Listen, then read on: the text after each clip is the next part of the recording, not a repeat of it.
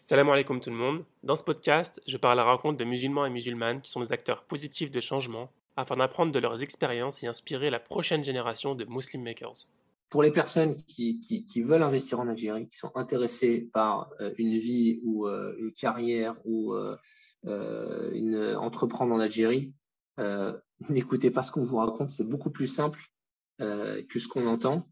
Il y a beaucoup de langues pessimistes qui parlent de l'impossibilité d'entreprendre en Algérie. C'est juste un prétexte pour justifier leur échec. J'ai le plaisir d'accueillir Miloud Lamraoui, cofondateur de Luxi LED, qui est une usine de fabrication de produits d'éclairage LED basée à Alger. Après plus de 10 ans dans des postes confortables à Dubaï, Miloud décide que sa prochaine étape sera l'Algérie. Il nous raconte son parcours, son aventure entrepreneuriale et casse les idées reçues sur ce qu'il est possible ou pas de faire dans ce pays à si grand potentiel. Pour parler d'un cas concret, il y a des Franco-Algériens qui ont ouvert une boulangerie de luxe avec des produits très bons, français, etc., qui valent 4-5 fois plus cher que les produits algériens, mais c'est justifié. Par contre, ils ont ouvert dans un quartier populaire. Donc non, ça ne marchera nulle part dans le monde, ça. Donc en fait, ensuite, ces gens-là, quand ils ferment, ils disent, non, l'Algérie, c'est pas possible, des Algériens, machin, etc., etc. Non. Si ce n'est pas déjà fait, je t'invite à rejoindre le groupe Telegram Muslim Makers pour savoir en avance les personnes que je compte interviewer et proposer des questions si le sujet t'intéresse. Le lien est en description. Bonne écoute. Salam alaikum wa rahmatullah, Miloud. Wa alaykoum salam wa rahmatullah, Abdelrahman. Écoute, je suis très heureux de t'accueillir dans le podcast. Merci. Tu es donc en Algérie actuellement, ton entreprise est en Algérie. Exactement, ouais, c'est ça. Miloud, pour commencer, je te propose de te présenter assez juste rapidement, juste pour nous dire qui tu es. D'accord. Bon, Miloud en arabe, Al-Amraoui, en français, Lamraoui. Je suis franco-algérien, donc né en France de parents algériens qui sont originaires de l'est du pays, dans la zone Chaoui, de Oum-les-Bourpé, donc une zone berbère. Écoute, j'ai grandi en France, je suis né en France, j'ai grandi en France. Je suis de formation ingénieur en électronique, télécommunication, un peu tout ce qui est technologie du numérique, avec un cursus standard d'ingénieur, c'est-à-dire un bac, classe prépa, école d'ingénieur, etc. J'ai pas mal travaillé à l'étranger. En fait, j'ai pas beaucoup travaillé en France après avoir été diplômé.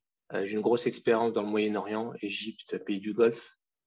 Et là, je suis installé depuis maintenant près de 4 ans à Alger, où j'ai monté une usine de fabrication de produits d'éclairage LED qui s'appelle Luxi LED, Luxy, espace LED, et qui emploie aujourd'hui un peu plus d'une soixantaine de personnes en Algérie. Et donc, je vis à Alger avec ma famille qui est composée mon épouse et de 3 enfants. Voilà, nés à l'étranger aux Émirats.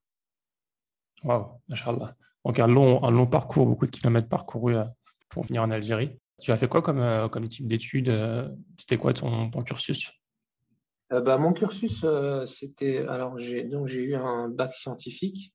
Ensuite, j'ai fait 2 ans de classe préparatoire aux grandes écoles, donc avec une spécialité en mathématiques, ce qu'on appelait avant maths sup, maths spé. Et ensuite, j'ai passé des concours pour entrer dans des écoles d'ingénieurs. Et j'ai choisi une école d'ingénieurs qui s'appelle l'ISEP, c'est l'Institut supérieur d'électronique de Paris, qui est dans le 6e arrondissement de Paris.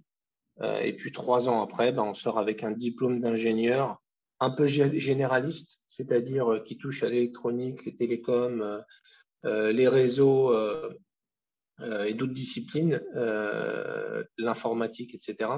On sort avec un diplôme généraliste dans le domaine des nouvelles technologies. Et puis donc après, par définition de l'ingénieur, après on s'adapte aux différents domaines. Moi, ensuite, j'ai bifurqué un peu sur le domaine de l'énergie petit à petit au fur et à mesure de ma carrière. Est-ce que tu avais un objectif un métier précis, un secteur que tu visais pendant tes études? Ou c'est Non, venu petit à petit? vraiment pas du tout. Voilà, en fait, c'est venu petit à petit. Donc, j'aimais bien les maths. Donc, j'ai fait un bac scientifique. Ensuite, j'aimais toujours les maths.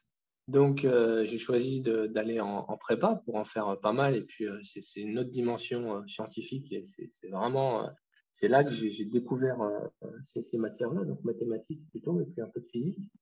Et ensuite, bah, je voulais une école sur Paris.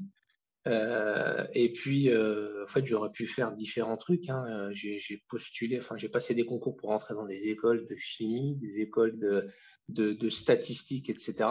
Et puis finalement, ça s'est orienté vers ce domaine-là. C'était une époque où il y avait on était encore dans le boom des télécommunications, de l'informatique, etc. Ok. Et ça m'intéressait un peu, quoi. Donc, je me suis dit, bon, ben, on va se lancer là-dessus. Ça reste généraliste, donc après, on peut changer de secteur. La preuve, maintenant, je suis plus dans le domaine de l'énergie, même s'il y a une grosse part d'électronique. D'accord. Ok. Donc, tu as commencé ta carrière en France après ça? Ouais. Et donc, j'ai travaillé 6 mois dans l'aéronautique en France.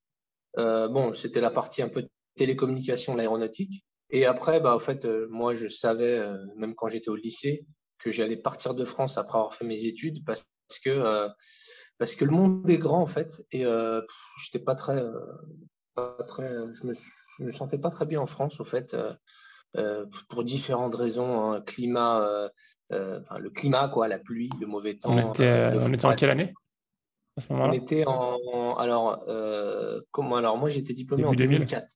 Ouais. Ouais, j'étais diplômé en 2004, donc c'est une décision qui tournait dans ma tête dans les années fin des années 90.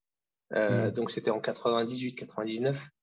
Et voilà quoi. Et je me sentais pas à l'aise parce que je me suis toujours senti profondément algérien, Mhm. malgré le fait d'être aussi français, au fait, de me sentir en partie français, puisque c'est ma culture dominante en réalité, que ce soit au niveau du langage, au niveau de l'attitude, etc. On aura beau aller n'importe où dans le monde, même en Algérie, les gens me voient au niveau du comportement comme étant un Français, quoi. À partir du moment où Hmm. je commence à parler français, je suis un Français dans tout. Et donc voilà, donc je savais que j'allais plus ou moins partir.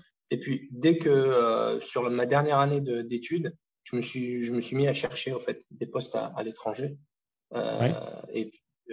Et puis enfin, j'en ai trouvé un juste après être diplômé, donc avec les histoires de préavis, etc. J'avais un emploi juste avant, j'avais trouvé un emploi dans une société qui s'appelle Snecma Moteur, qui est dans l'aéronautique.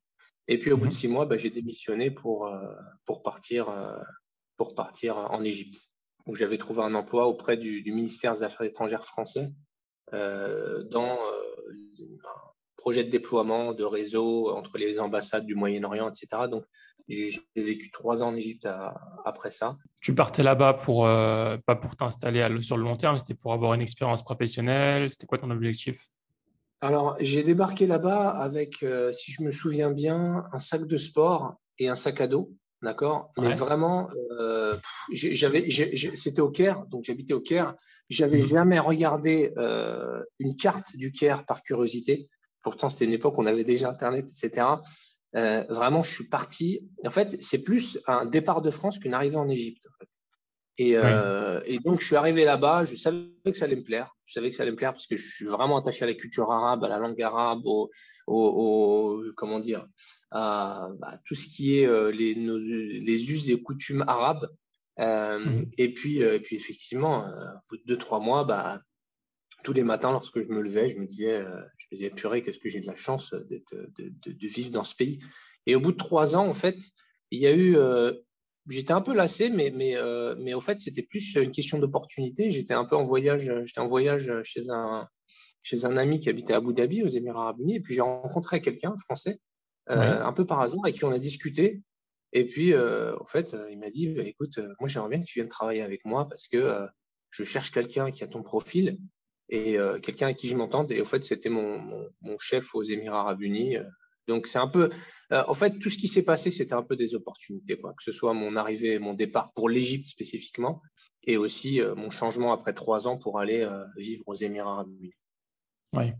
C'est des opportunités, mais en même temps, si tu n'avais pas pris le risque, entre guillemets, ou si tu n'avais pas osé prendre ton sac à dos et partir, et t'installer à l'étranger, et montrer que tu étais capable de t'installer à l'étranger, puis de faire ton réseau là-bas, aller voir ton ami à Abu Dhabi, ça ne serait pas fait, ça ne se fait pas tout seul. Si tu étais resté dans ta boîte en France, sûrement que tu n'aurais pas eu les mêmes opportunités. Ah, ça, c'est très, très clair. Et moi, j'ai une conviction, en fait, et c'est ce qui me permet d'avoir, si tu veux, cette flexibilité. c'est que j'ai une conviction, c'est que si on veut vivre quelque part, c'est complètement sous notre contrôle. C'est-à-dire que si j'ai envie de vivre en Zimbabwe, je prends mon sac à dos, je vais au Zimbabwe et je sais que dans 3 ans, je serai installé au Zimbabwe, que je serai à l'aise, etc. Ça dépend vraiment du courage et non pas que je veux dire que je sois courageux ou quoi que ce soit, mais les opportunités, il faut aller les chercher et il faut vraiment les provoquer. Et il faut se donner tous les moyens pour justement qu'elles arrivent, quoi. Donc Ouais. voilà, si on veut travailler en Algérie, on va en Algérie avec un sac à dos. Et moi, je vous garantis qu'on s'installe en Algérie si on est convaincu, si on a vraiment le désir de s'y installer, par exemple. Je tenais à justifier parce que quand tu as dit qu'en fait c'était des opportunités, on a l'impression que voilà, c'était un coup de chance, tu vois. Genre, tu as rencontré quelqu'un à Abu Dhabi, un coup de chance, tu as trouvé un job là-bas, coup de chance, mais au final, pour les profils qui ont un peu d'audace, qui osent, nous on croit plutôt au destin, mais le destin est plus favorable à ce genre d'opportunités, on va dire. Exactement. Exactement. Et puis, on s'adresse, j'imagine, à grande majorité de musulmans. Nous, en tant que musulmans, on a des convictions. C'est pas seulement une espèce de truc qu'on a entendu, qui, oui, ça, on sait, etc. On a des convictions. C'est que notre subsistance, en fait, nous est garantie tout au long de notre vie. Donc, à partir du moment où on n'a pas peur de mourir de faim, ou de dormir dehors, etc., lorsqu'on voyage ou qu'on va dans un nouvel endroit où on veut s'installer, etc., et à partir de ce moment-là, on a une certaine confiance, en fait, qui nous permet qui doit nous empêcher d'avoir peur, quoi. Et donc, si on se fie à notre religion et qu'on est convaincu, on ne devrait pas avoir peur de bouger ou de provoquer ces opportunités en allant s'installer un peu, entre guillemets, à l'arrache dans un pays dans lequel on souhaite vivre.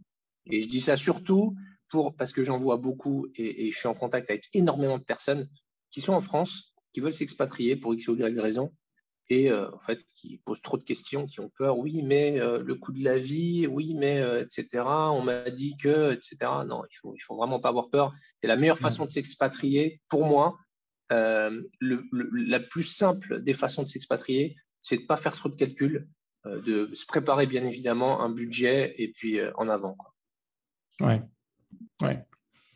Donc ensuite, tu es parti, tu m'as dit à Abu Dhabi, c'est ça? Ou à Dubaï? Non, je suis parti à Dubaï ensuite. La personne que j'avais Dubaï. rencontrée, c'était par intermédiaire d'un ami d'Abu Dhabi, mais finalement, le poste était basé à Dubaï. Donc c'était en 2000 combien? 2006, 2007? Ouais, 2007, il me semble. Donc où je me suis installé à Dubaï. J'étais célibataire à cette époque. Alors j'ai commencé à travailler dans le secteur de ce qui est comptage de l'énergie intelligente. Donc c'était la passerelle entre le domaine des télécommunications et celui de l'énergie. Le boulot était vachement intéressant. C'était un boulot de gestion des équipes de support technique sur la région. Donc on avait un bureau on avait 2 bureaux en Arabie Saoudite. Il y avait le bureau de Dubaï et on était en instance d'ouvrir un nouveau bureau à Bahreïn. Donc le rôle, c'était de gérer un peu les plateformes de support technique client, etc. Et ensuite, j'ai bifurqué sur un rôle commercial. Alors ça, c'était le boulot. Par contre, à mon arrivée à Dubaï, c'était un peu au bout de 2 mois, 3 mois, je me suis dit bon je vais pas durer ici parce que je suis passé du Caire à Dubaï. C'est deux environnements qui n'ont absolument rien à voir. Moi, je suis plus populaire que bling bling. Donc, je me sentais pas très bien en fait. Je me sentais pas très bien, j'étais pas à l'aise, voilà. Mais finalement, je me suis un peu habitué à ce mode de vie. Et donc, je suis resté 11 ans là-bas je suis reparti avec une épouse et 3 enfants qui sont venus. Enfin, mon épouse quand je me suis marié en France, mon épouse est venue me rejoindre et on a eu 3 enfants qui sont nés aux Émirats. Ok. Une des difficultés quand on expat, quand on part tôt, comme tu l'as fait, comme je l'ai fait, comme beaucoup le font, c'est de se marier, souvent. Ouais, quand on part dans ces pays où on n'a pas beaucoup de personnes qui nous ressemblent culturellement, mm. euh, c'est assez compliqué.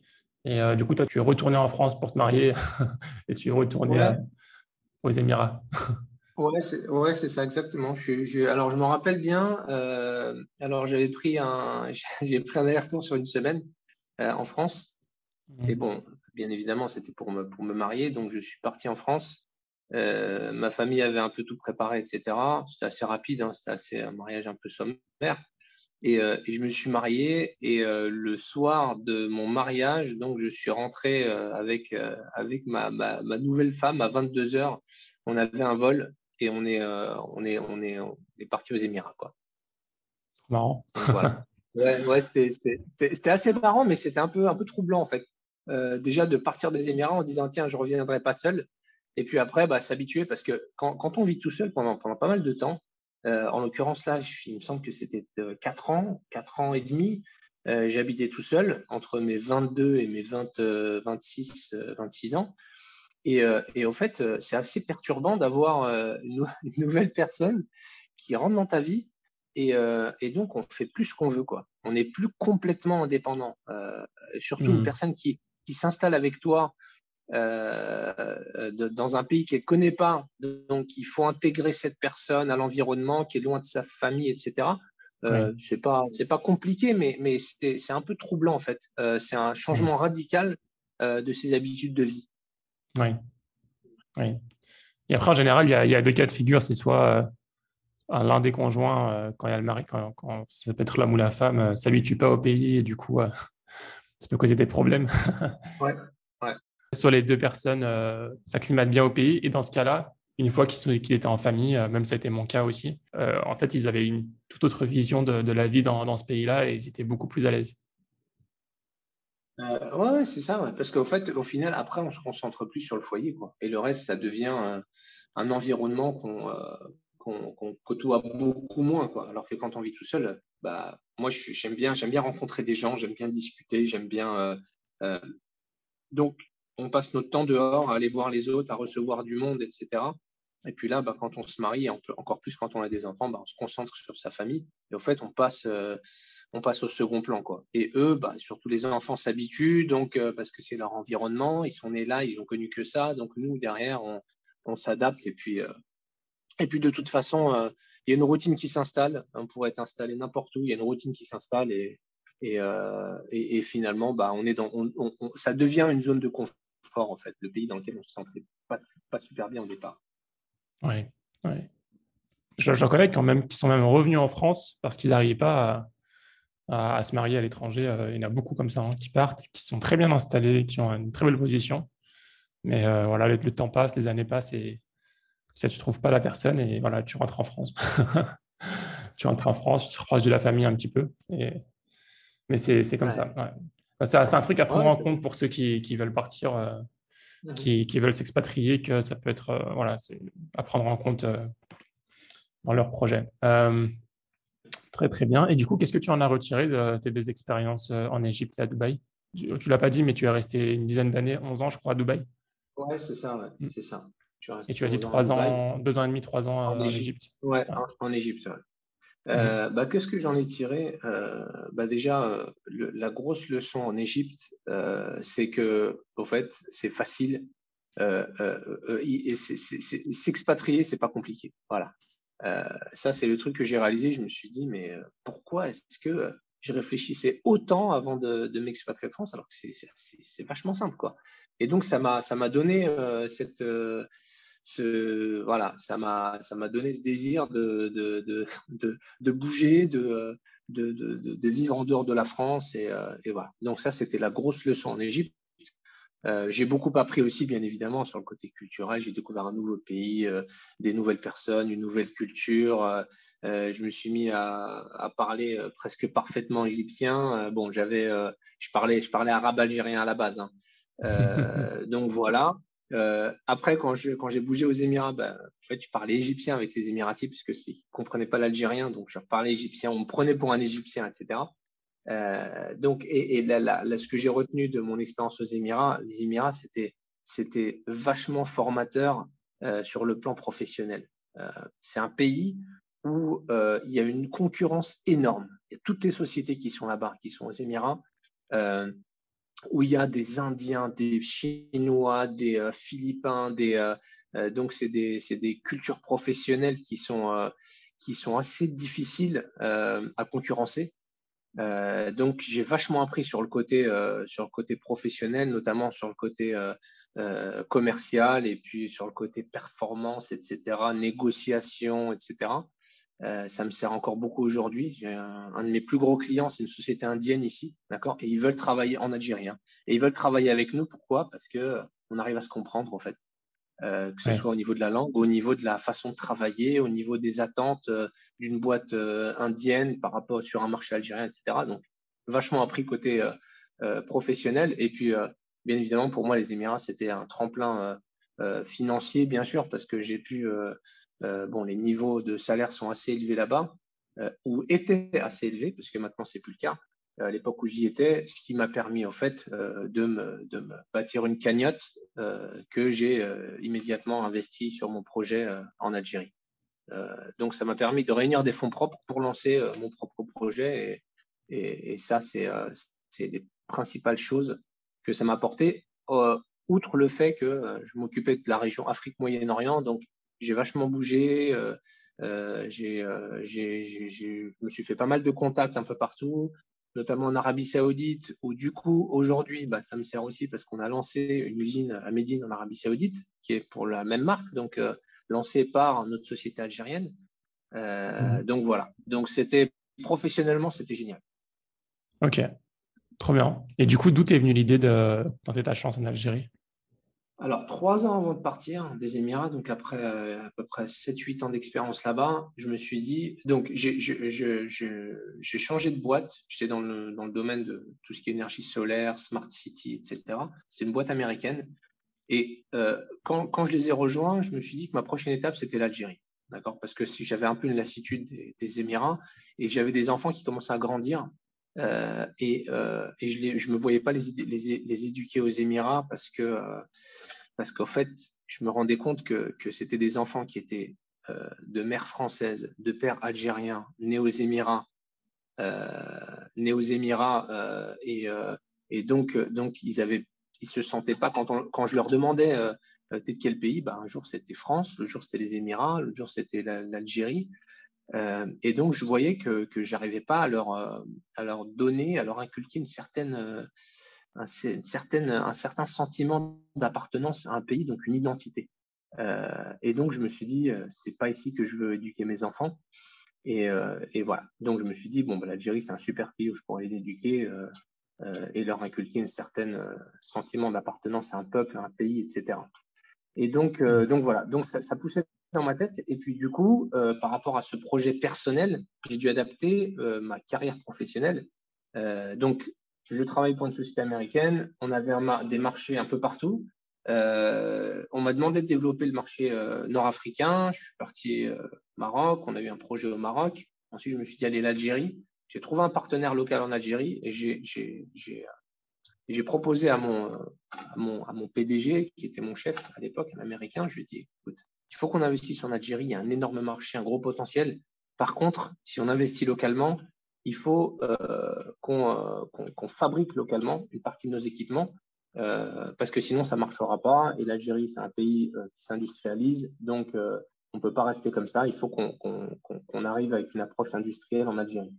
Bon, bien évidemment, un Américain, l'Algérie, machin, il ne sait même pas où est-ce que c'est sur une carte. Donc, écoute, pas possible. 2, 3, 4 fois, on a beau monter aux États-Unis, présenter des trucs, machin, ça ne marche pas. Donc, en fait, je me suis dit, bon, bah, là, j'ai une super opportunité. Je voyais que le marché de la LED était un marché en forte croissance en Algérie, c'est toujours le cas, qu'il n'y avait pas de fabricant. J'avais mon distributeur local qui avait un terrain industriel sur place, une concession de l'État. Et donc, il m'a dit, écoute, cette concession, si tu veux qu'on fasse un truc ensemble, il n'y a pas de souci, je m'entendais très bien avec lui, je m'entends toujours très bien avec lui. Et donc, on a lancé, on s'est dit, bon, bah, super, une idée de fabrication. On commence avec des lampes LED et ensuite, on se diversifie. Et puis, on a commencé à étudier le projet, etc., à mettre en place le truc, business plan, machin, acquisition des machines et tout. Et dès que le projet a commencé à démarrer, c'est-à-dire qu'on était presque en phase d'exploitation, et ben, j'ai démissionné de ma boîte et je me suis installé en Algérie. Et c'était en mois de juin 2017. Ok. Du coup, tu t'es associé avec une personne qui était déjà sur place, ce que tu as dit, hein. Ouais, je me suis associé avec une personne qui était déjà sur place, qui était mon distributeur lorsque je bossais dans cette boîte américaine, qui était mon distributeur, avec qui on a énormément de synergie professionnelle, et puis on s'entend bien personnellement. Mais bon, c'est mon associé, et puis on a une relation personnelle, amicale, mais on a surtout une relation professionnelle qui est bien cadrée, bien documentée, etc., etc. Donc, on n'a pas une approche traditionnelle ici où les gens se font un peu trop confiance. On Ouais. se fait confiance, on est des amis, mais tout est carré, tout est sur papier. D'accord. Donc, raconte-moi un petit peu comment est-ce que s'est passé la création de l'entreprise, etc. Tu avais ton business plan, comment tu as fait ton étude de marché, comment est-ce que vous avez investi, est-ce que c'était tout en fonds propres? Raconte-nous un petit peu l'histoire, le début Ouais. de… Alors, tout a été investi en fonds propres, d'accord, Mhm. avec mon associé, d'accord. Donc, ça nous a demandé, on va dire, enfin, pour être transparent, à peu près, je sais plus, 300, 400 000 dollars en tout, Mhm. qu'on a investi pour tout ce qui est achat de machines, fonds de roulement, etc.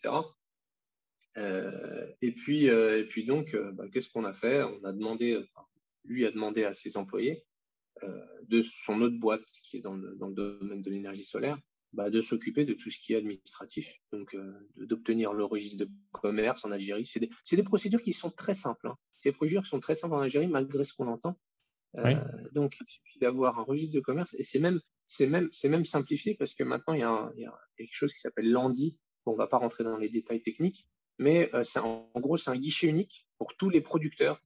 N'importe qui veut se lancer dans la production va aller voir ce guichet unique, et ce guichet unique va coordonner entre les impôts, donc tout ce qui est obtention de la carte fiscale, les domaines, donc pour tout ce qui est obtention de terrain industriel, et puis tout ce qui est registre de commerce, donc les documents administratifs euh, relatifs enfin, à la création de la société, quoi. Et donc, ce Mhm. guichet va tout coordonner. On a obtenu en l'espace de, allez, 3 semaines, on a obtenu notre carte fiscale, notre registre de commerce, un compte bancaire, et c'est tout ce qu'il nous fallait pour commencer à travailler, à facturer, à embaucher, etc. Donc, on a embauché. Alors, il y a plein de procédures qui sont facilitées, justement, avec des nouvelles dispositions qui encouragent la production nationale.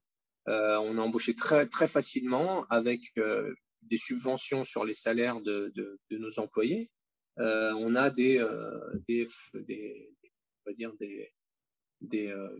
comment on appelle ça? Enfin, fiscalement, des exonérations de taxes, parce qu'on est producteur, et parce qu'on est aussi dans une zone rurale, parce qu'on a un site de production qui est dans une zone rurale, dans la wilaya de Médéa, qui est à peu près 1 heure de voiture au sud d'Alger, par autoroute. Et on a un bureau commercial qui est sur Alger. Donc, on emploie une cinquantaine aujourd'hui de personnes dans une zone rurale, d'accord, dans un village de 12 000 habitants. Et puis, on n'a eu aucun problème administratif depuis qu'on a commencé. On a des contrôles fiscaux tous les 3, 4 mois, d'accord, ce qui est normal, hein, ce qui est normal. Donc, tout est en règle. On a des contrôles comment on appelle ça, la direction du commerce. On a des contrôles la direction du travail. Tout se passe bien. Les gens très courtois, ils vérifient que tout le monde est bien employé, que tout le monde a une assurance maladie, etc., etc. Et en fait, enfin, ces gens-là nous aident aussi, puisqu'ils répondent à nos questions. Lorsqu'on a certaines difficultés, on les approche, etc. Je dis pas que tout est rose en Algérie, mais par contre, moi, d'après mon expérience, j'ai eu aucun problème. Et je pense que la clé de tout ça, en fait, pourquoi est-ce qu'on évite les problèmes? C'est parce qu'on respecte la loi au mot près, d'accord? Et je pense que l'Algérie, c'est tout. On peut tout dire sur l'Algérie, mais par contre, on ne peut pas dire que ce n'est pas un état de droit, puisque la loi s'applique vraiment, et personne ne peut aujourd'hui vous mettre en difficulté si vous respectez la loi à la lettre. D'accord. Aujourd'hui, est-ce que vous êtes, rentable? Ouais, on est rentable aujourd'hui. Alors on est rentable aujourd'hui, clairement. Alors on a une croissance sur les 2 dernières années qui est de plus de 100 quand même et cette année, en 2021, on est assez confiant sur le fait qu'on arrivera, à un chiffre d'affaires annuel qui est de l'ordre de 250 millions de dinars. Ça va faire allez, on va dire près de 2 millions d'euros, un peu moins de 2 Mmh. mi on va dire 2 millions de dollars, de chiffre d'affaires, ce qui est pas mal et donc ce qui nous permet de dégager, des bénéfices de l'ordre de, on va dire, 15. Donc voilà, je suis très transparent, on fait le calcul, ça fait je sais pas, du 200 000 $, un truc comme ça, 200, ouais, c'est ça, Mmh. 200-300 000 $ de bénéfices nets. Donc ouais, c'est intéressant qu'on réinvestit évidemment dans, dans la société pour augmenter, pour financer au fait sa croissance, quoi. Parce qu'on a énormément de demandes. On exporte en Mmh. Tunisie également. Voilà. Donc l'Algérie, c'est un grand marché où tout se vend, en fait. Où tout se Ouais, vend. Tout se vend. c'est-à-dire? Bah, ce que je veux dire par là, et là, tout le monde est d'accord, je parle avec énormément de distributeurs, énormément d'importateurs qui me disent que le stock mort, ça n'existe pas en Algérie. Et au fait, quand on parle aux commerçants, qu'ils soient grossistes, détaillants, importateurs, etc., en Algérie, euh, ils nous disent tous que leur richesse, c'est leur stock. Donc, en fait, ils ont tendance à avoir à travailler en flux très tendu financièrement. Donc, ils n'ont pas beaucoup d'argent dans leur compte, mais ils ont des stocks qui sont énormes. Et leur compte en banque, en fait, c'est le stock. Et pourquoi? Bah parce que leur stock est vendu, au fait. Et s'il n'est pas vendu demain ou la semaine prochaine, il sera vendu dans un an et demi, mais en aucun cas, ça sera une perte. Et c'est vrai qu'on a des épisodes qui sont assez marrants. Et nous, on est resté avec une petite anecdote, hein, avec du luminaire d'éclairage public qu'on avait fabriqué. On a gardé ça en stock pendant 1 an et 2 mois. D'accord? Pendant 1 an et 2 mois. C'était, il me semble, 1200 luminaires d'une certaine gamme, etc. Et on n'arrivait pas à vendre ça, quoi. Et un jour, il y a une personne qui est arrivée et qui nous a dit, c'était un installateur, voilà, est-ce que vous avez ce modèle-là? Ouais, ouais, on a ce modèle-là. Vous en avez combien en stock? Bah, il t'en faut combien? Il m'en faut 1150. Donc, en fait, le gars a tout pris, quoi. Et, Mmh. euh, et ce genre d'anecdote arrive, bon, pas avec cette proportion-là, mais arrive assez souvent, en fait. Et, Ouais. euh, et c'est typique à l'Algérie. Et j'ai beau raconter cette histoire à quelques concurrents, des partenaires, des machins et tout, ils me disent tous que ah ouais, ça m'arrive aussi, voilà, voilà. Et donc voilà. Donc en Algérie, tout se vend en fait. C'est l'explication de cette phrase. OK. Qu'est-ce que tu as trouvé donc, dans la création de ta boîte, d'entreprise, et dans la vie en Algérie? Qu'est-ce que tu trouves plus facile et plus difficile par rapport à tes précédentes expériences? Même si c'est bon, les Alors, précédentes expériences n'étaient pas dans l'entrepreneuriat, mais on va dire, ta vie avec les gens et dans le ouais. travail. Alors, oui, alors, donc, différents aspects. Tout d'abord, enfin, les aspects, on va dire, positifs en Algérie par rapport à mes précédentes expériences, notamment celle aux Émirats, puisque c'était un rôle très commercial et tout. Euh, donc, le principal avantage, c'est qu'en Algérie, la concurrence, elle est quasi inexistante par rapport à ce qu'on avait aux Émirats. Moi, il y a eu des appels d'offres aux Émirats où je soumissionnais, on était 67 sur des projets qui n'étaient pas énormissimes. Ici en Algérie, sur des projets énormissimes dans tout ce qui est oil and gas, etc., on se retrouve à trois sociétés qui soumissionnent pour des projets à, je sais pas, 500 000, 600 000 $. Et ça m'a un peu marqué. Les marges sont plutôt importantes en Algérie par rapport à ce qu'on a là-bas. Bien évidemment, quand il y a moins de concurrence, les marges sont plus élevées. Euh, Par contre, oui, le point négatif, j'ai envie de dire, c'est enfin, l'environnement, en fait, l'environnement des affaires, qui est pas mal, hein, en Algérie, hein. On arrive à faire des affaires, l'environnement est plutôt favorable, mais pas aussi favorable qu'aux Émirats arabes unis, où c'est très facile ne serait-ce que, je sais pas moi, tout ce qui est, c'est beaucoup plus facile de faire du commerce aux Émirats. Voilà. En règle générale, que ce soit des transactions commerciales, que ce soit tout ce qui est impôts, où il n'y en avait pas à l'époque où j'étais là-bas. Donc voilà. Meilleur environnement des affaires aux Émirats, mais plus de concurrence par rapport à l'Algérie. Après, ce qui est vachement intéressant en Algérie, c'est que les affaires se font beaucoup plus rapidement, c'est-à-dire que la prise de décision dans le privé, hein, avec les clients privés, est très rapide. Aux Émirats, c'est interminable. C'est interminable. Il y a des projets où entre la date de soumission et la date d'attribution du projet, c'était 3 ans, quoi. Alors qu'en Hmm. Algérie, c'est 2 semaines.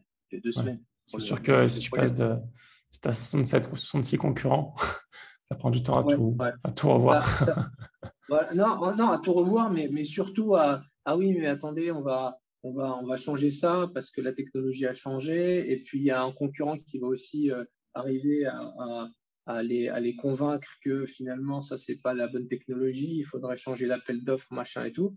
Et il y a moins de transparence, au fait, au niveau de l'évaluation. Il y a pas de code de marché public aux Émirats arabes unis, alors qu'il y en a un en Algérie qui régit les appels d'offres. Aux Émirats, c'est j'envoie un appel d'offres, je décide ce que je veux, je prends qui je veux, et vous n'avez pas le droit de parler. Et ça, c'est écrit dans les cahiers de charges, hein. C'est écrit dans les cahiers de charges. En Algérie, non. Il y a un code des marchés publics, il y a un code des marchés pour les clients publics, et puis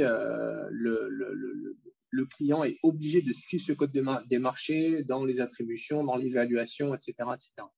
Donc, c'est beaucoup plus réglementé en Algérie sur ce côté-là, ce qui est favorable, au fait, aux opérateurs économiques par rapport Hmm. aux Émirats unis. Et il y a autre chose aussi qui est très important, c'est que aux Émirats arabes unis, bon, c'est la culture c'est leur façon de fonctionner aussi. C'est que on peut être, ça m'est déjà arrivé, on peut être PDG de l'équivalent de l'EDF en France ou Sonelgaz en Algérie et, soumissionner en fait et déposer une offre à un appel d'offres. En fait, moi, j'ai déjà soumissionné avec la boîte dont le propriétaire était le PDG de cette fameuse, l'équivalent EDF qui s'appelle Diwa là-bas. Mhm. Et puis, on prend des appels d'offres. Et c'est, en fait, le conflit d'intérêts aux Émirats arabes unis n'est pas illégal. D'accord. Donc, ça met un peu en difficulté parce que, en fait, tout peut arriver. Et c'est pas parce qu'on a la meilleure offre qu'on va prendre le marché. Oui. Tu as parlé des côtés positifs en Algérie, des opportunités de marché notamment. Est-ce que le marché se développe bien en Algérie actuellement? Et si ce n'est pas le cas, pourquoi est-ce que le marché n'est pas attractif? D'accord. Alors, il se développe. Alors, je vais parler pour les domaines que je connais. Donc, le domaine de tout ce qui est éclairage, ça se développe de façon exponentielle parce qu'il y a pas mal de projets d'infrastructure qui demandent de l'éclairage, que ce soit une route, que ce soit un hôpital, que ce soit une base de vie dans le désert ou enfin peu importe. Il y a énormément de projets qui sont lancés. On n'arrive même pas à suivre. Pour dire la vérité, on n'arrive même pas à suivre, on n'arrive même pas à soumissionner partout, on n'arrive même pas à fournir tout le monde. Hier, j'ai la police, la DGSN qui m'a appelé pour un projet de stade et ils voulaient commander chez nous. Bah, j'ai refusé leur commande parce que on est en rupture de stock de cet équipement-là, par exemple. Donc, on n'arrive pas à suivre. Donc, oui, il y a un gros marché. Ensuite, tu m'as dit pourquoi est-ce que Pourquoi est-ce que c'est pas c'est, attractif? pourquoi c'est pas attractif? Bah, au fait, c'est pas attractif pour toutes les boîtes étrangères parce que c'est très compliqué de faire des affaires en Algérie lorsqu'on n'est pas algérien. Pour deux raisons. Il y a des lois protectionnistes, d'accord? Donc, une loi qui oblige n'importe quelle société algérienne, ou alors presque toutes, d'être détenue à 51% par une entité algérienne. Donc, ça Mhm. repousse un peu les sociétés étrangères. Et puis, la deuxième raison aussi, donc ça, c'est le protectionnisme, on va dire, administratif. Il y a aussi un protectionnisme qui est invisible. En fait, c'est le fait que culturellement, c'est très compliqué de se faire accepter dans le monde des affaires en Algérie quand on n'est pas algérien. En fait, c'est très compliqué de faire des affaires ici quand on n'est pas algérien et qu'on ne comprend pas la culture, qu'on ne comprend pas les codes, qu'on ne comprend pas la langue aussi. La langue est vachement importante. Donc, en fait, avec tout ça, l'Algérien est très méfiant de l'étranger. C'est peut-être par rapport à l'histoire colonialiste, Mais quand un Français rentre dans une salle, eh ben, je pense que la majorité des gens dans cette salle vont penser, attends, faut qu'on lui montre qu'il est plus en France. Donc c'est un peu ça.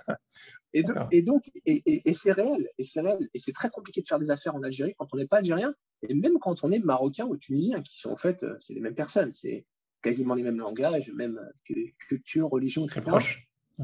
Voilà. Mais c'est un pays qui est très, très nationaliste, en fait, même dans le monde des affaires. Ok, d'accord. Donc, les opportunités, elles sont plutôt chez les Algériens ou les binationaux. Oui, oui, ouais, clairement. Ouais, ouais. Ok.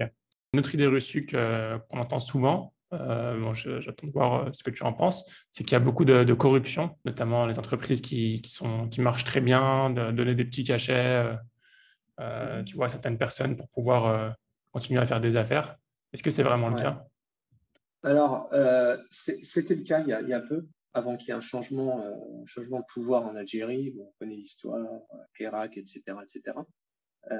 Donc c'était le cas, clairement. C'était le cas dans le sens où il y avait certains domaines qui étaient travaux publics, par exemple. Euh, C'était compliqué d'avoir un gros projet dans les travaux publics quand on n'était pas, quand on faisait pas partie de l'équipe, ce qu'on appelle ici l'AISABA, qui est au fait le cartel, on va dire.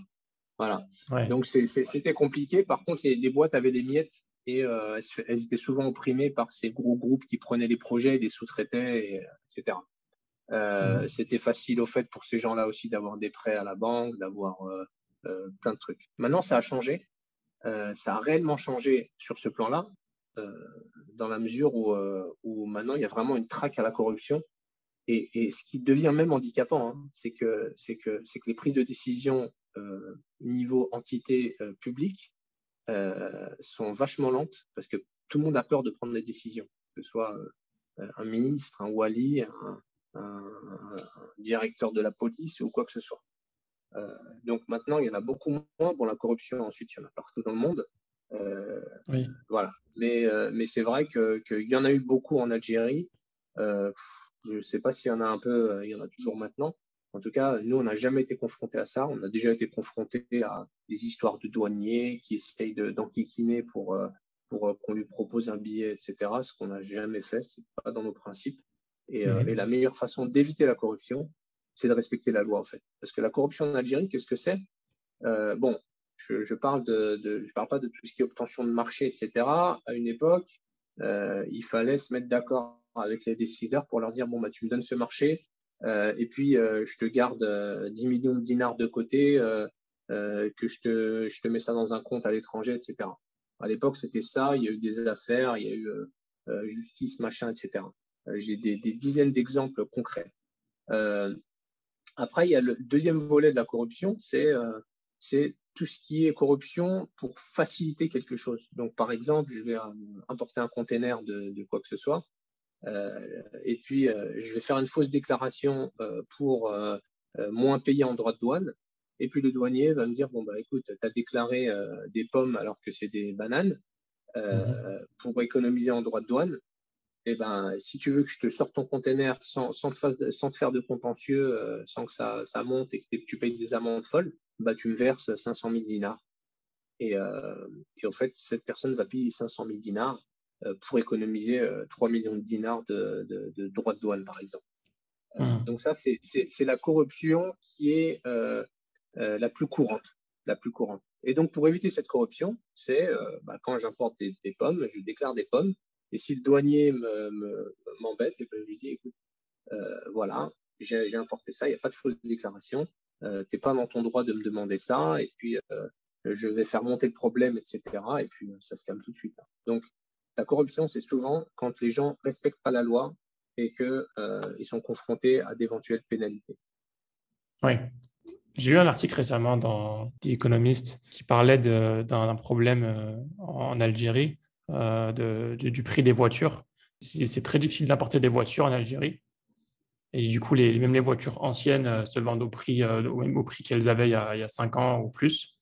Est-ce que en termes de marché, d'opportunité de marché, c'est pas beaucoup plus ouvert, j'ai l'impression, pour ceux qui veulent produire directement en Algérie plutôt qu'importer et vendre sur place? Oui, ouais, carrément, c'est bien ça, c'est clairement le cas. Et c'est pour ça qu'on n'importe pas des lampes et qu'on les fabrique ici. Là, en fait, ce qui se passe, c'est que, bon, c'est un long sujet, on peut en parler pendant des heures. Oui. C'est qu'en fait, en Algérie, aujourd'hui, le pétrole, ça représente, bon, le dinar n'est pas une devise, d'accord? Donc, le dinar doit Mhm. toujours être changé en dollars par la Banque d'Algérie, d'accord? C'est la seule entité autorisée à changer du dinar en dollars et du dollar en dinar, d'accord? Oui. Même si, dans la réalité, il y a des marchés parallèles, etc.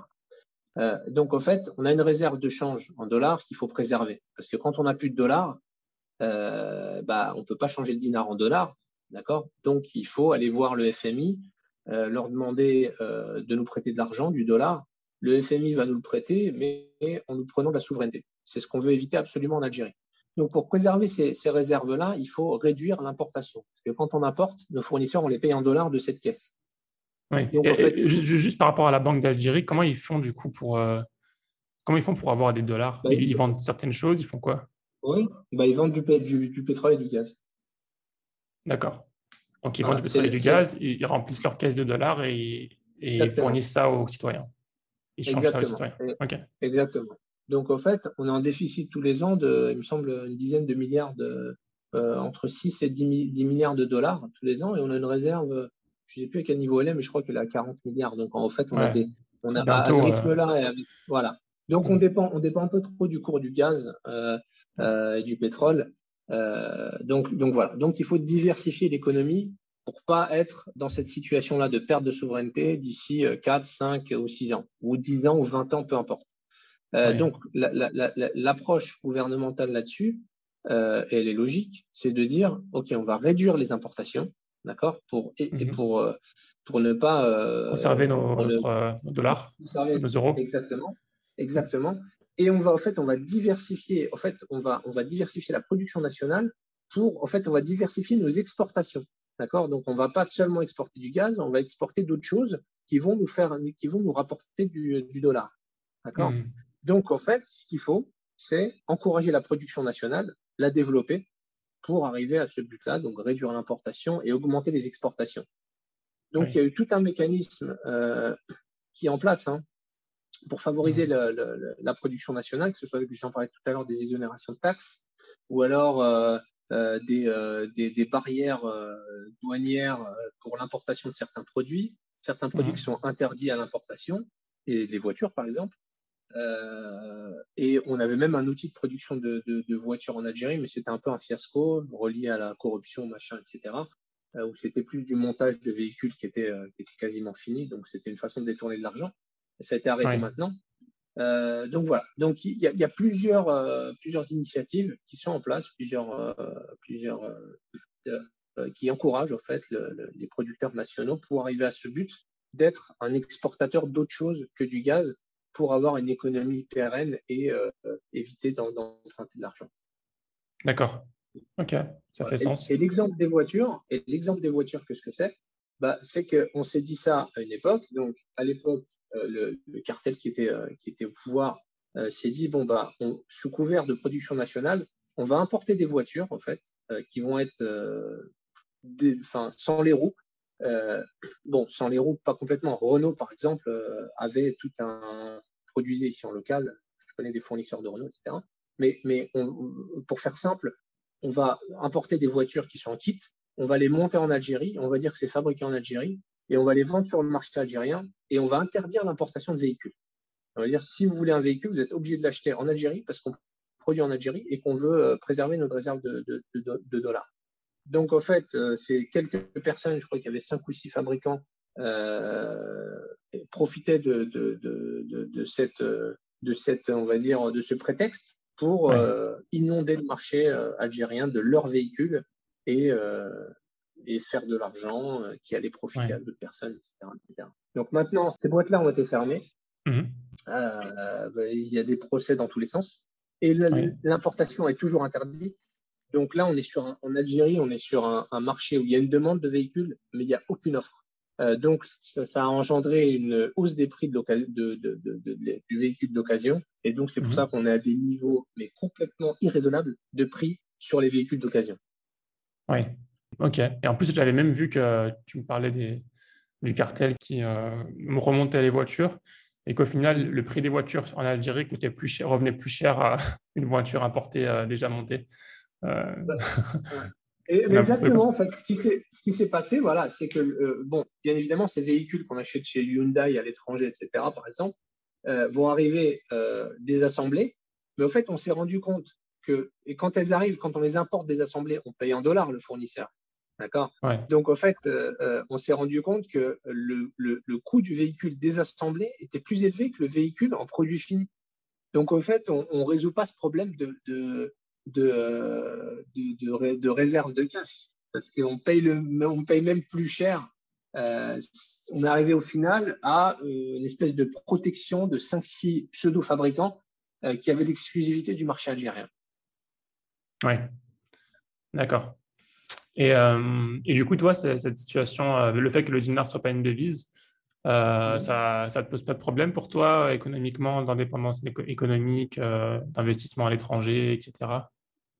Bah, si, enfin un peu quoi, parce que nous, le problème qu'on a là-dessus, c'est qu'on a vraiment du mal à gérer nos fournisseurs. En plus de ça, il y a deux façons de payer nos fournisseurs, c'est soit par lettre de crédit ou alors par remise documentaire, sans rentrer dans la technique. En gros, on peut pas leur faire de transfert direct. C'est interdit. Donc, au Mhm. fait, on doit trouver des fournisseurs qui acceptent ces modalités de paiement qui ne sont pas hyper avantageuses pour eux et garder ces fournisseurs. Sauf que des fois, bah, on a le temps qu'ils reçoivent leur paiement. Donc, ça monte de notre compte bancaire jusqu'à la Banque d'Algérie. Ensuite, la Banque d'Algérie envoie l'ordre de la banque, on va dire, de son compte de devise qui est basé à New York pour payer le fournisseur. Ça prend du temps. Des fois, on a des fournisseurs qui paniquent, quoi. Ils me disent, attendez, c'est quoi ça? Moi, je ne peux pas travailler avec vous dans ces conditions-là et tout. Et quand on perd des fournisseurs, nous, c'est encore pire que de perdre des clients. Donc, on essaye de les gérer, mais bon, après, ce qu'il faut retenir, et c'est ça qui est le plus important pour moi, c'est de se dire, tous ces problèmes-là, en fait, euh, la conséquence de tous ces problèmes, c'est qu'il n'y a pas de concurrence en Algérie. Donc, si tout était facile en Algérie et qu'on avait un grand marché comme on a aujourd'hui, etc., on aurait Mhm. plein de boîtes qui viendraient ici et on aurait une concurrence complètement folle. Aujourd'hui, toutes ces difficultés, elles découragent 98% des gens qui ont des intentions d'entreprendre en Algérie. Donc, moi, ça me va complètement, en fait. Voilà, je vois ça comme une énorme opportunité. J'imagine que vous commencez à avoir un peu vu que le gouvernement encourage la production locale, vous avez des communications avec le gouvernement, enfin, toutes les boîtes qui sont comme toi, qui produisent localement. Est-ce que vous avez des communications avec le gouvernement pour vous faciliter un petit peu les choses? Oui, bien sûr. Justement, comme je te disais, hier j'étais avec le ministre de la Transition énergétique. D'accord? Donc, c'était l'objet de la réunion, c'était quelles étaient les possibilités en termes de régulation, quelles étaient les mesures à prendre en termes de régulation pour favoriser la production nationale des lampes LED. En gros, quelles sont les mesures réglementaires qu'ils pouvaient prendre pour favoriser, pour encourager, pour développer notre business. Voilà. Donc, on est arrivé avec des propositions très concrètes. Et maintenant, il faut attendre que ça se mette en place. Mais bon, il ne faut pas trop compter dessus, évidemment, parce que si ça se fait, c'est bien, mais en tout cas, ça prendra du temps, ça prendra énormément de temps. Histoire de loi des finances, machin, il faut attendre 6 mois, etc. Donc voilà.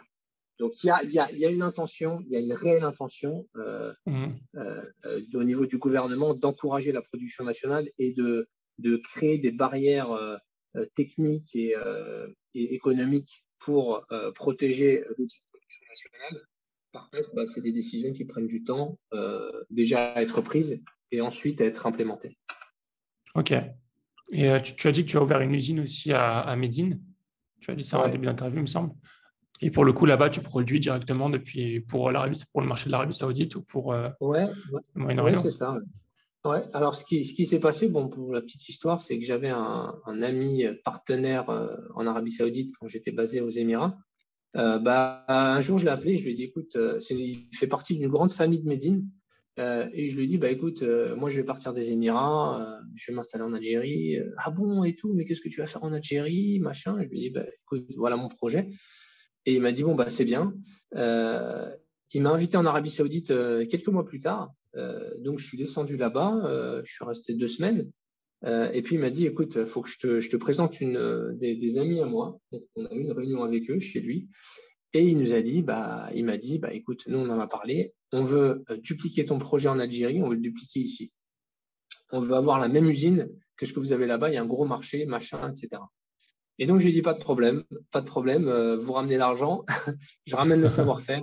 Je prends de l'equity sur cette boîte et on y va. 2 mois Donc plus l'equity, tard, c'est quelque part dans la boîte. départ de la boîte. Voilà, exactement. Donc, quelques mois plus tard, bah, on sortait la première lampe Luxi à Médine. Donc, l'usine tourne à Médine. Et puis, on est dans le même domaine. C'est exactement le même modèle que ce qu'on a en Algérie. Ok, très bien. Super. Donc, ça veut dire que le marché des LED dans ces pays-là, les pays nord-africains et au Moyen-Orient, c'est porteur. Bah, moi, j'ai tendance à penser que l'Algérie et l'Arabie Saoudite sont des pays beaucoup plus similaires que ce qu'on croit. D'accord? Alors, pour les raisons suivantes, c'est que c'est des pays qui ont la même problématique économique de dépendance exagérée aux hydrocarbures. D'accord? Et qui veulent diversifier leur économie. Et puis, c'est des peuples qui ont grandi avec cette culture du gaz et du pétrole comme unique source de revenus, on va dire, pour simplifier. Et ça crée un certain état d'esprit où on se dit, où au fait déjà, on est un peuple c'est qu'en Algérie, c'est qu'en Arabie Saoudite, on a beau ne pas travailler, d'accord, on mangera, on mourra pas de faim, on aura un toit, etc. Parce qu'il y a des subventions gouvernementales de l'État qui sont assez importantes et qui permettent de couvrir les soins, les machins, etc. C'est un peu le cas en Algérie, c'est en Libye et en Arabie Saoudite.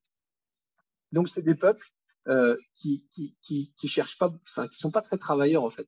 Et on le comprend, hein, quand on n'a pas besoin de travailler pour vivre, ben, on ne travaille pas pour beaucoup de personnes. Et ensuite, le troisième aspect, c'est que c'est des pays, en fait, qui sont relativement conservateurs, en fait, en termes que ce soit, je trouve, religieusement, ou traditionnellement. Quand on parle de tradition, c'est des pays qui sont très attachés à leur religion, à leur tradition, et c'est quelque chose qui se voit dans le comportement et dans l'état d'esprit des gens. Donc, je trouve que l'Algérie et l'Arabie Saoudite sont des pays qui sont vraiment similaires. Écoute, Miloud, on a fait un peu le tour par rapport à l'Algérie. Est-ce que tu as quelque chose à rajouter avant que je termine par quelques petites questions? Ouais, alors moi, je dirais juste un truc. C'est un peu le message que j'ai voulu transmettre là. C'est que pour les personnes qui veulent investir en Algérie, qui sont intéressées par une vie ou une carrière ou entreprendre en Algérie, n'écoutez pas ce qu'on vous raconte, c'est beaucoup plus simple que ce qu'on entend. Il y a beaucoup de langues pessimistes qui parlent de l'impossibilité d'entreprendre en Algérie. C'est juste un prétexte pour justifier leur échec. Il y a énormément d'opportunités et entreprendre en Algérie, je trouve que c'est très simple. Voilà. Et voilà, c'est un peu le message que je voulais transmettre en parlant d'Algérie. Et c'est pas parce qu'on est franco-algérien qu'on connaît l'Algérie. Non, sur le plan professionnel, quand on arrive en Algérie, qu'on n'y a jamais travaillé, ni jamais rien fait, on connaît rien du tout. Donc, ce qui est important, c'est d'avoir une approche en arrivant en Algérie pour ceux qui veulent entreprendre en Algérie. C'est j'arrive dans un pays qui est le Zimbabwe ou le Nicaragua, en fait. Je connais rien. Il faut que je comprenne comment ça fonctionne. Il faut que je comprenne le marché. Et ensuite, il faut que je mette toutes les chances de mon côté pour réussir. Et au fait, moi, j'ai vu des cas, pour parler d'un cas concret, des franco-algériens qui ont ouvert une boulangerie de luxe avec des produits très bons, français, etc., qui valent 4-5 fois plus cher que les produits algériens, mais c'est justifié. Par contre, ils ont ouvert dans un quartier populaire. Donc non, ça ne marchera nulle part dans le monde, ça. Donc, en fait, ensuite, ces gens-là, quand ils ferment, ils disent, bah non, l'Algérie, c'est pas possible, des Algériens, machin, etc., etc. Bah non. Le problème, c'est pas l'Algérie, c'est pas les Algériens. Le problème, ton projet n'est pas sérieux, en fait, tout simplement. Miloud, je peux poser des petites questions pour terminer. Est-ce que tu as une routine, une routine matinale, quotidienne que tu suis? Ouais, j'ai une routine quotidienne. Mes jours se ressemblent énormément.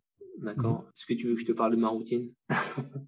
Ouais, pour voir un peu si tu as des éléments dans ta routine qui permettent de Alors, comprendre un petit peu comment tu fonctionnes. ouais, alors moi je me lève le matin à l'heure de l'appel à la prière du matin. Je vais prier à la mosquée.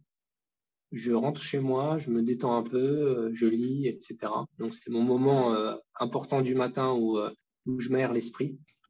Bah après, Mhm. bah je me douche, je prends mon petit déj et puis je vais au boulot. Et puis là, il se passe plein de trucs au boulot.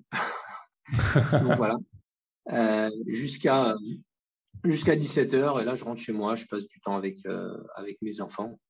Je dîne et ensuite je vais dormir assez tôt pour me réveiller tôt. Donc mes journées sont toutes les mêmes et c'est comme ça que c'est un peu mes repères. Oui. Ça paraît simple, mais les éléments, genre se coucher tôt, se lever tôt, aller à la mosquée, lire, pour un équilibre sain, c'est super essentiel, ça, je trouve. C'est super important. Ah oui, ah oui, je ne pourrais pas vivre autrement, en fait. Mm. Écoute, ça a été un grand plaisir de partager ton expérience et d'en apprendre plus sur ton métier, ton entreprise. Est-ce que tu as des dernières réflexions, des conseils que tu souhaiterais partager à propos des apprentissages que tu as eus et auxquels enfin, les auditeurs et moi pourront en bénéficier?